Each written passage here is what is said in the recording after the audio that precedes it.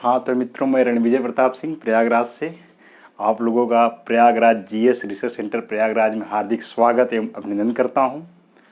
और जैसे कि अगली वीडियो में आप लोग देख रहे होंगे, इसके जो पिछले हमने वीडियो बनाया था तो उसमें अनुच्छेद 28 तक की बात किया गया था। धार्मिक स्वतंत्रता की बात हुई थी, वहाँ तक हम लोगों ने पढ़ा था मूल अधिकार में।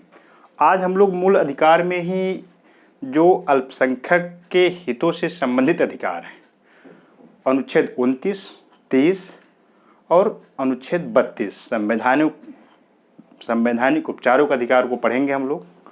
तो यहाँ अब हम लोग पहले तो मूल अधिकार देखते हैं। मूल अधिकार में अनुच्छेद 29, अनुच्छेद 30 की बात करते हैं। ये दोनों आखिर है क्या? ये है अल्पसंख्यक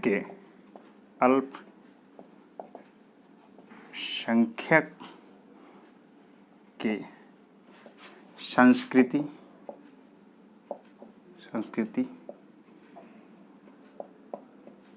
शिक्षा संबंधित अधिकार,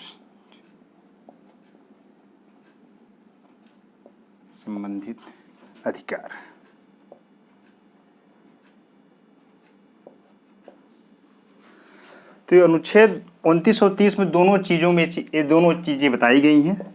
अल्पसंख्यक के शिक्षा संबंधित अधिकार और संस्कृति संबंधित अधिकार। ये हितों की बात करता है। अल्पसंख्यक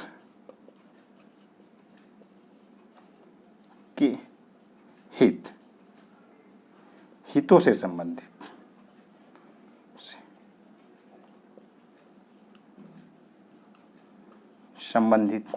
ये है। और ये जो अनुच्छेद 30 है, ये शिक्षा से संबंधित अधिकार बताता है।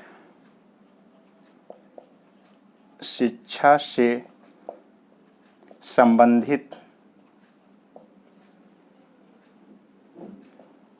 अधिकार अनुच्छेद 30 में बताया गया है। जैसे कि मूल अधिकार आप लोग जब देखे थे इसके पहले वाले वीडियो में, तो वहाँ अनुच्छेद हम लोग 25 तक की बात किए थे।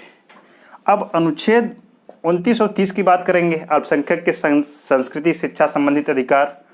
तो इसमें इनके हित बताए गए हैं कि जब हमारा देश स्वतंत्र हुआ, जब संविधान का निर्माण किया गया और 26 नवंबर 1949 को संविधान बन के तैयार हो गया, फिर 26 जनवरी 1950 को लागू किया गया, तो उस समय जो मूल अधिकार हमारे संविधान में लिखे गए, दिए गए, तो उसमें अल्पसंख्यक वर्गों की भी बात किया गया। अल्पसंख्यक वर्ग कि इनको भी अधिकार दिया जाए। आखिर हमारे देश में, जैसे कि आप लोगों को मालूम है कि हमारा देश धर्मनिरपेक्ष के साथ पंथ निरपेक्ष भी है।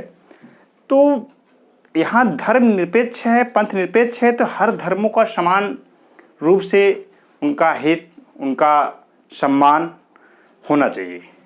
इसी को ध्यान में रखते हुए जो हमारे संविधान निर्माता थे, तो इसमें अल्पसंख्यक वर्ग की बात किया गया कि अल्पसंख्यक को भी अधिकार दिया जाए। उनकी संस्कृति क्या है, उनका शिक्षा का प्रशासन क्या है, वो कैसे शिक्षा अपना ग्रहण करेंगे और कैसे उनका प्रशासन चलाएंगे। शिक्षा से संबंधित जो भी कॉलेज वगैरह देखेंगे आप, अक्सर उसमें आपको अल्पसंख्यक से संबंधित कॉलेज मिलते हैं।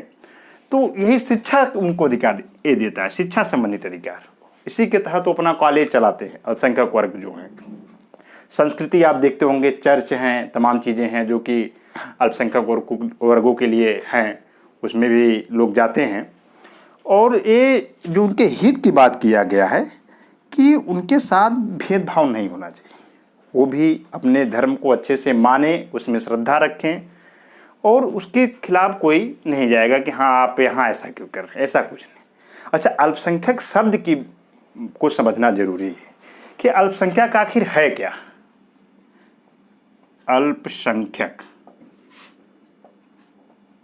अल्पसंख्यक जो है, जो बहुसंख्यक से कम है, उसी को अल्पसंख्यक कहते हैं।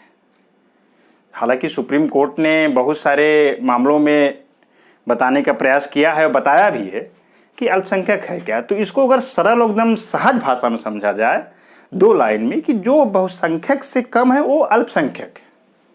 हर राज्य में अलग अलग चीज़ों बताएगी, किस राज्य में बहुसंख्यक ज़्यादा हैं, कहीं हिंदू ज़्यादा हैं तो कहीं अलग धर्म के लोग ज़्यादा हैं। तो जहाँ जिस धर्म के लोग कम हैं वहाँ उनकी अल्पसंख्यक की बात किया गया। सुप्रीम कोर्ट ने यही बताया है कि जो बहुसंख्यक से कम है वो अल्पसंख्यक है, एकदम सीधी लाइन में। तो हम लोगों ने देखा कि मूल अधिकार में अनुच्छेद 29 और 30 को समझ लिया एक बार, और ये बहुत इम्पॉर्टेंट है, आए दिन एग्जामों में पूछे जाते हैं और पूछे जाते भी रहेंगे, तो इसको ध्यान में रखना है। इसमें 2 चीज़ें ज़रूरी हैं। पहला चीज़ क्या है कि अगर ये क्वेश्चन बनाए कि मूल अधिकार में अल्पसंख्यक संबंधित अधिकार किस अनुच्छेद में बताए गए हैं, तो आप अनुच्छेद 29 और 30 की बात करेंगे। अगर ये पूछ दे कि शिक्षा से संबंधित अधिकार, अल्पसंख्यक के शिक्षा से संबंधित अधिकार किस अनुच्छेद में बताए गए हैं, तो आप अनुच्छेद 30 की बात करेंगे। ये दोनों इंपॉर्टेंट अनुच्छेद है। तब इसी को आगे बढ़ाते हुए हम लोग संवैधानिक उपचारों के अधिकार की बात करते हैं कि मूल अधिकार में संवैधानिक उपचार जो है ये अनुच्छेद 32 में बताया गया है, जिसे कि डॉक्टर भीमराव अंबेडकर जी ने इसे संविधान की आत्मा कहा है। अनुच्छेद 32 में संवैधानिक उपचारों का अधिकार, संवैधानिक उपचारों का अधिकार, उपचारों का अधिकार, यह अनुच्छेद 32 में बताया गया है। इसकी हेडलाइन है। तो इसमें संवैधानिक उपचारों के अधिकार की बात किया गया, तो इसमें सबसे पहला क्वेश्चन बनाता है कि संवैधानिक उपचारों को अधिकार को किसने संविधान की आत्मा कहा। तो डॉक्टर भीमराव अंबेडकर जी ने इसको संवैधानिक उपचारों के अधिकार को संविधान की आत्मा कहा है। अब इसमें किसने किसको कहा है, ये संविधान की आत्मा की बात कहा जाए तो जैसे कि मूल अधिकार को कुछ लोगों ने कहा है, कुछ लोगों ने मूल अधिकार को भी बोल दिया है,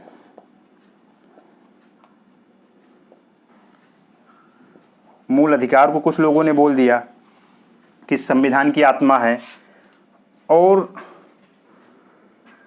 सुप्रीम कोर्ट के हिसाब से देखा जाए तो कुछ लोग प्रस्तावना को भी बोल दिए कि प्रस्तावना भी संविधान की आत्मा है।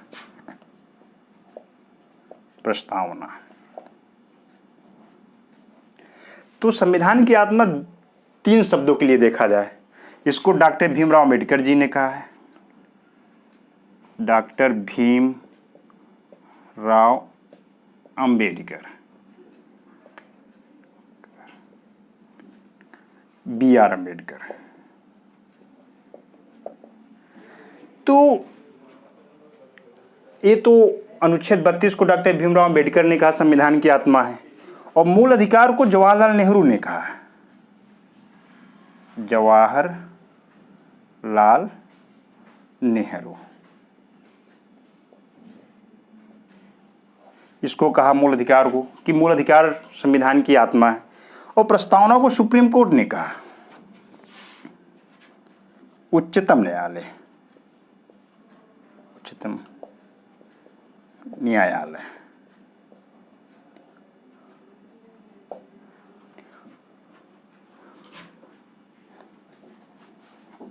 उच्चतम न्यायालय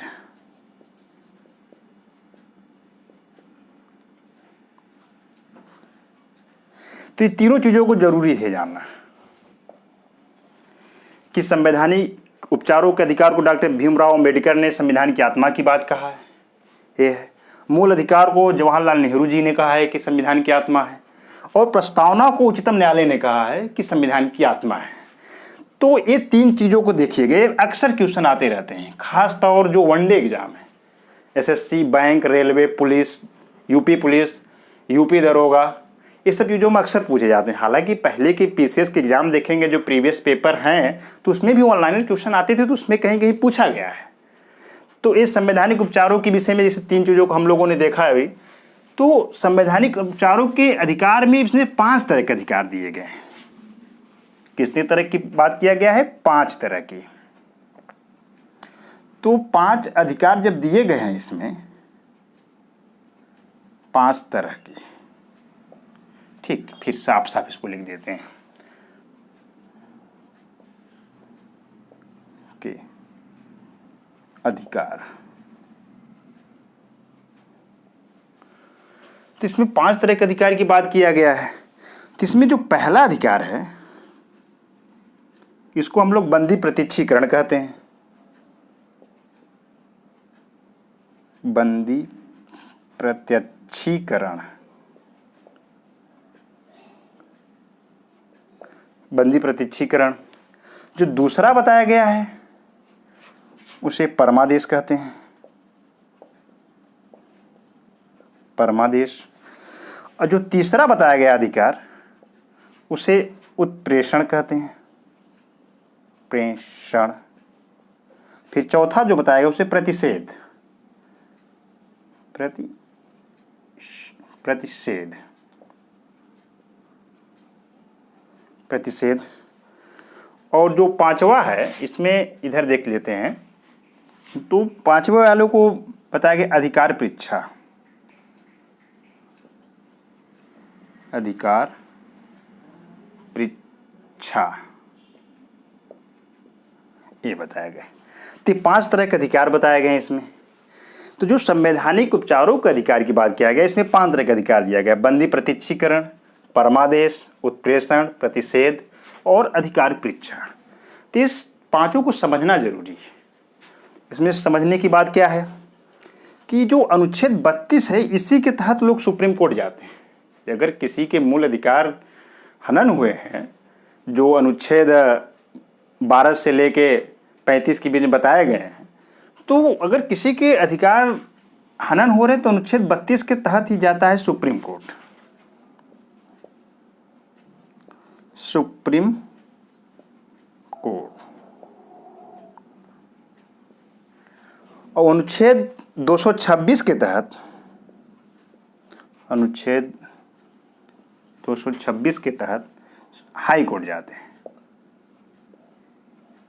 इसको उच्चतम न्यायालय कहते हैं, इसको कहते हैं उच्च न्यायालय। तो ये 5 तरह की रीट इसमें भी बात किया गया है। 226 में भी 5 तरह की बात किया गया है। इन्हीं पांचों की बात किया गया है 226 में भी, और अनुच्छेद 32 में तो बात किया ही गया है। 5 तरह की रीटों की बात किया गया है। इसको समझना जरूरी क्या है कि बंदी प्रत्यक्षीकरण मतलब गिरफ्तार किए गए व्यक्ति को जो बंदी हो उसका प्रत्यक्षीकरण न्यायालय के सामने उसे उपस्थित किया जाए। सशरीर उपस्थित करना, इसको कहते हैं सशरीर उपस्थित करना। उपस्थित करना। इसमें सशरीर उपस्थित करने की बात किया गया है। परमादेश मतलब होता है न्यायालय आदेश देता है कि हम आदेश देते हैं कि आप ऐसा करिए। उत्प्रेषण और प्रतिषेध ये दोनों क्या है कि जो अधीनस्थ न्यायालय हैं,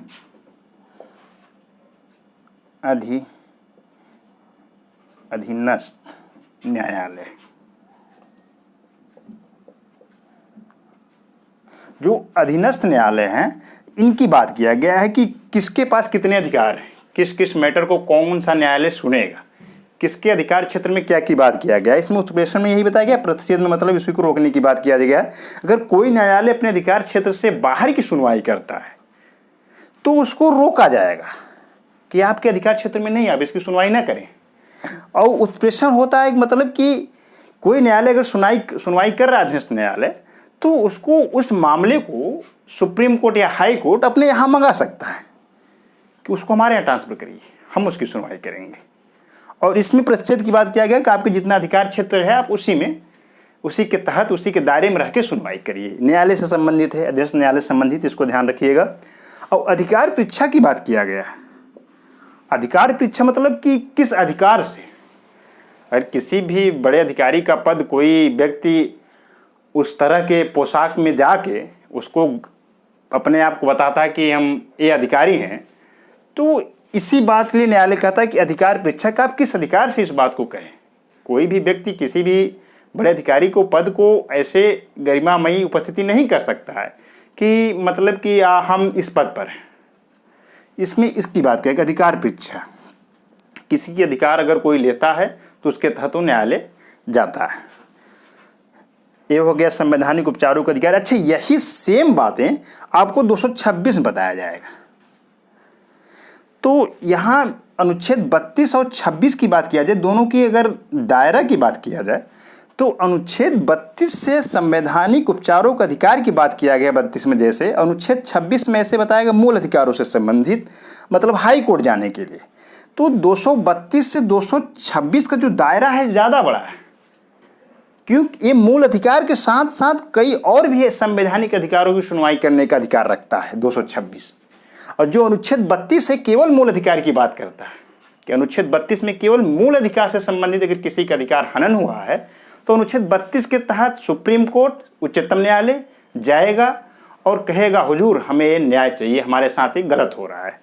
अनुच्छेद 226 की जो दायरा है, इसमें मूल अधिकार के साथ साथ आपके जो और संवैधानिक अधिकार हैं, अगर उसका कोई हनन कर रहा है तो आप उसमें भी जा सकते हैं। तो अगर दायरा की बात किया जाए तो 32 से ज़्यादा बड़ा दायरा है इसका 226 का।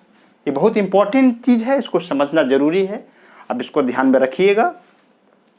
तो अनुच्छेद 32 की बात कर लिए हम लोग, कि अभी इसके पिछले वीडियो में जो हमने बताया, जो हमारे चैनल पे गया है, Prayagraj GS research centre Prayagraj, जो मेरा यूट्यूब चैनल है, कोचिंग संस्थान का नाम है जो कि प्रयागराज में ही है। तो इसमें जो अगले वीडियो गए हैं, इसके पिछले जो वीडियो गए हैं, तो उसमें सारी चीज़ों बताया गया मूल अधिकार के विषय में। अनुच्छेद 12 से लेके 32 के बीच में जो अधिकार दिए गए हैं, इसकी बात किया गया है। हालांकि अधिकार की बात किए तो अनुच्छेद 14 से 32 के बीच में है। अनुच्छेद 12 और 13 को भी पढ़ा गया है पिछली वीडियो में देखा जाए, और 32 को भी देख लिया जाए। अब मूल अधिकार में जो अनुच्छेद बीच में एक 31 बचता है, और 33, 34 और 35, तो इसमें से सेना से संबंधित कुछ अधिकार दिए गए हैं। वो परीक्षा की दृष्टि से इम्पोर्टेंट नहीं है, वहाँ से क्वेश्चन नहीं पूछे जाते हैं। जहाँ से क्वेश्चन पूछे जाते हैं हम लोग वहाँ बात करेंगे। अब हम लोग देख लेते हैं राज्य के नीति निर्देशक तत्व, directive principle of state policy. राज्य के नीति निर्देशक जो तत्व हैं, पहला नंबर इसका स्रोत देखा जाए कि हमारे देश में आया कहाँ से। ये वनडे की दृष्टि से बहुत इंपॉर्टेंट क्वेश्चन है कि जो राज्य के नीति निर्देशक तत्व हैं, राज्य के नीति निर्देशक तत्व, इसी को शॉर्ट फॉर्म में कहते हैं डायरेक्टिव डीपीएसपी।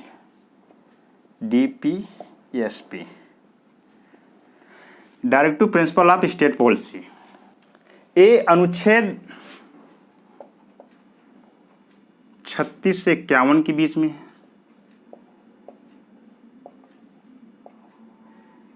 51 तक, 36 से 51 के बीच में है। राज्य के नीति निर्देशक तत्व अनुच्छेद 36 से 51 के बीच में है। और इसमें देखा जाए तो अनुच्छेद 36 में केवल परिभाषा की बात किया गया है। परिभाषा, राज्य की परिभाषा राज्य से संबंधित है। इसको जानना जरूरी कि आया कहाँ से हमारे देश में। जब विदेशी स्रोत पढ़ेंगे तो उसमें चीज़ों को बताया जाएगा, हालांकि भी बताएंगे हम आपको कि राज्य के नीति निर्देशक जो तत्व हैं ये आयरलैंड से लिए गए हमारे देश में। आयरलैंड के संविधान से हमारे यहाँ ग्रहण किया गया। ये न्यायालय द्वारा परिवर्तनीय नहीं, ये अनुच्छेद 37 कहता है। ये 36 की बात है, ये 37 की बात है।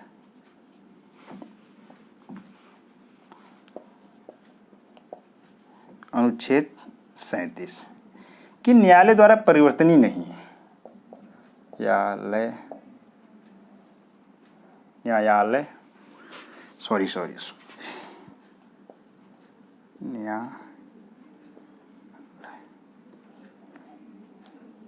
द्वारा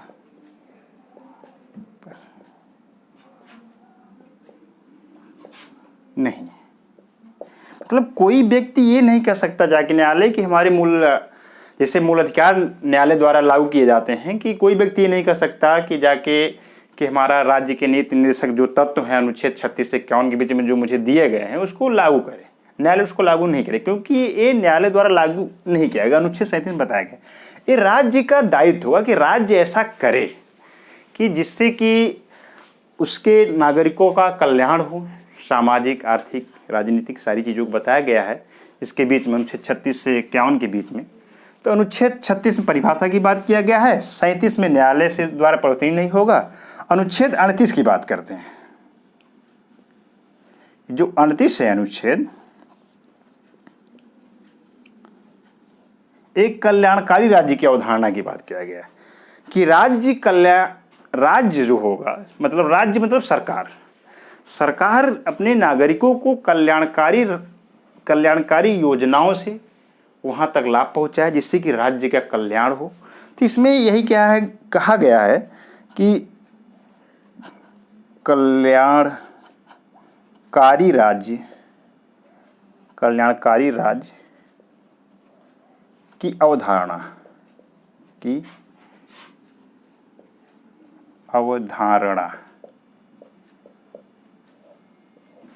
इसमें कल्याणकारी राज्य की अवधारणा की बात किया गया है।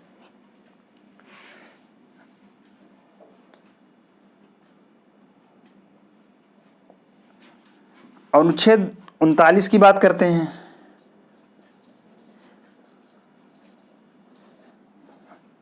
अनुच्छेद 39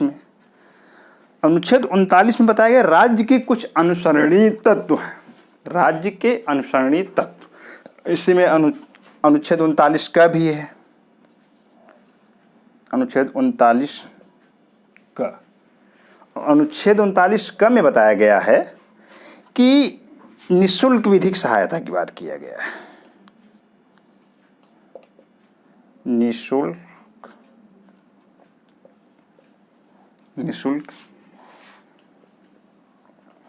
विधिक सहायता। अनुच्छेद, इसमें और सब क्लास हैं जो इम्पोर्टेंट है उसको देखा जा रहा है कि आखिर इसमें जो अनुच्छेद 39 की बात किया गया है, तो अनुच्छेद 39 में निःशुल्क विधिक सहायता की बात किया गया है, समान न्याय की बात किया गया है। इसी को अनुच्छेद 39(1) भी लोग कह देते हैं, तो इसको कभी कहें चाहे कहें एक ही बात होती है। अनुच्छेद 40 की बात करते हैं, तो जो अनुच्छेद 40 में बात किया गया है वो पंचायतों का गठन से, ग्राम पंचायतों का गठन।